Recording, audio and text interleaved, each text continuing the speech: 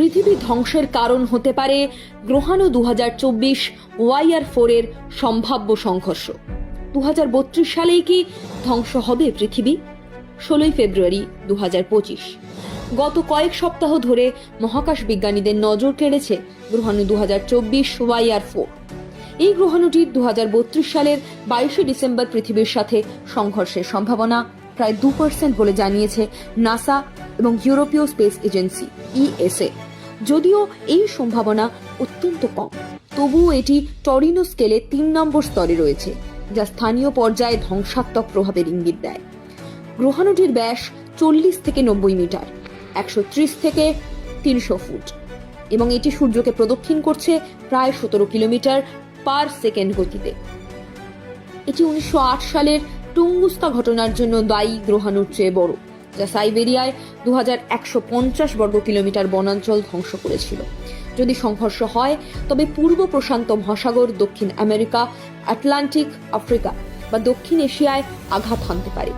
90 metre আকারের ক্ষেত্রে এটি একটি শহর ধ্বংস করতে সক্ষম। এটাকে সিটি কিলার বলা হচ্ছে। বিশ্বজুড়ে বিজ্ঞানীরা গ্রহাণুটির গতিপথ ও আকার নির্ধারণে ব্যস্ত। নাসার James Webb space telescope March 2025-এ ইনফ্রারেড পর্যবেক্ষণের মাধ্যমে এর সঠিক আকার নির্ণয় করবে। ইউরোপীয় স্পেস এজেন্সির মতে এপ্রিলের মধ্যে পর্যবেক্ষণ বন্ধ হয়ে গেলে 2028 সাল পর্যন্ত আর তথ্য সংগ্রহ সম্ভব নয়। তবে এখন বাঁচার উপায়? নাসা ডার্ট মিশনের মতো একটি মহাকাশযান পাঠিয়ে গ্রহাণুটির গতিপথ পরিবর্তনের পরিকল্পনা করা হয়েছে। কিছু বিজ্ঞানী পারমাণবিক বিস্ফোরণের মাধ্যমে এক বিচ্যুত করার প্রস্তাব দিয়েছেন। ইউরোপীয় স্পেস এজেন্সির মতে পৃথিবীর মাত্র 5% এলাকায় জনবসতি থাকায় সংঘর্ষের ক্ষয়ক্ষতি কম হতে পারে। বিজ্ঞানীদের মতে সময়ের সাথে পর্যবেক্ষণ বাড়ার সাথে সংঘর্ষের সম্ভাবনা শূন্যে নেমে আসার সম্ভাবনাই বেশি। 2004 সালে অ্যাপেফিস গ্রহাণুর ক্ষেত্রেও একই রকম ভবিষ্যৎবাণী করা হয়েছিল, যা পরে বাতিল হয়েছিল। ডক্টর লুকা কনভার্সি, ইউরোপীয় স্পেস এজেন্সি, বলেছেন 99% সম্ভাবনা রয়েছে যে এটি পৃথিবীকে অতিক্রম করবে, তবে প্রস্তুতি জরুরি।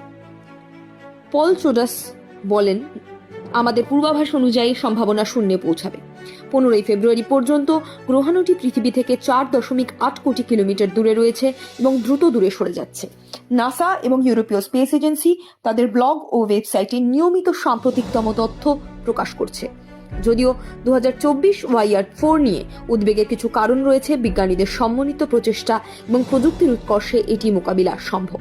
সাধারণ মানুষের জন্য আতঙ্কিত হওয়ার কোনো কারণ নেই, তবে মহাকাশ পর্যবেক্ষণ ও প্রস্তুতির গুরুত্ব আবারও প্রমাণিত।